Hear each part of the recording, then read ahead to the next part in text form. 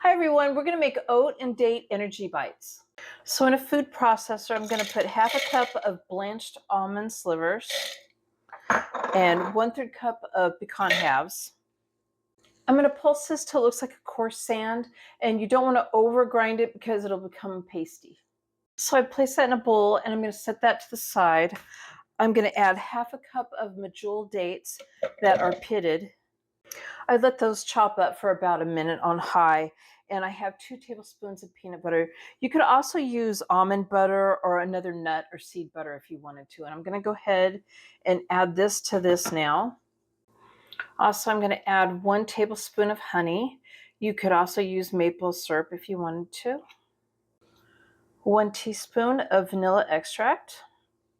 I'm going to turn this on high now till it is combined and has a smooth texture. So I blended this on high until it was combined all the way. Also, I stopped it at one point and I scraped down the sides. I'm adding 1 cup of rolled oats, 1/4 cup of shredded coconut. This is sweetened. If you wanted a little healthier, you could use unsweetened. And my dog's getting a drink in the middle of my video, like always. 1/8 teaspoon of salt. And you want to pulse this just till it's combined. So at this time, before adding it to the pecans, you want to see if it's going to hold together well by squeezing it.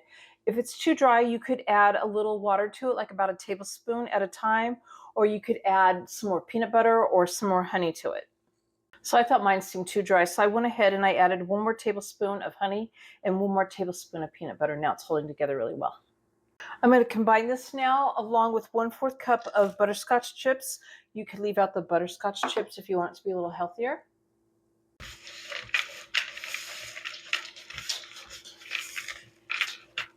I lined my cookie sheet with parchment paper, and I took about 2 tablespoons of the mixture and squeezed it together.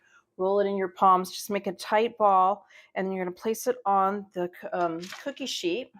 I'm going to fill this up, and then I'm going to place it in the refrigerator for at least 30 minutes.